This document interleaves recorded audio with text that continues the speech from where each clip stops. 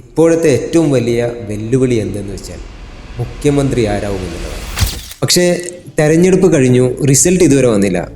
അതിനു മുൻപ് തന്നെ ആരാകും മുഖ്യമന്ത്രി എന്നതാണ് കോൺഗ്രസിനുള്ളിലെ ഏറ്റവും വലിയ വെല്ലുവിളിയായി നിൽക്കുന്നത്.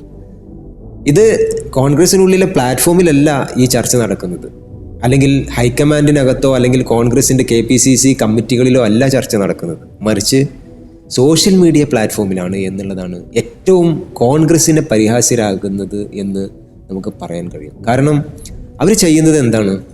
സത്യത്തിൽ അവർക്ക് വോട്ട് ചെയ്ത വോട്ടർമാരെ കളിയാക്കുന്ന രീതിയിലുള്ള ഒരു പ്രവണത. ഇതൊരിക്കലും കോൺഗ്രസ് എന്ന് പറയുന്ന ഒരു ദേശീയ പാർട്ടിക്ക് യോജിച്ചതല്ല. സത്യത്തിൽ അവർക്ക് ഉണ്ടാകിയിരിക്കേണ്ട അല്ലെങ്കിൽ ഈ ചർച്ച നടത്തേണ്ട പ്ലാറ്റ്ഫോമുകളുണ്ട്. അത് ഹൈക്കമാൻഡിനുള്ളിലാവട്ടെ അല്ലെങ്കിൽ KPCC യോഗങ്ങളിലാവട്ടെ, ഇതൊക്കെ ഉണ്ട്. പക്ഷേ ഇവിടെ നമ്മൾ മനസ്സിലാക്കേണ്ടത് UDF എന്ന് പറയുന്ന ഒരു സംവിധാനം അത് കോൺഗ്രസ് മാത്രമല്ല.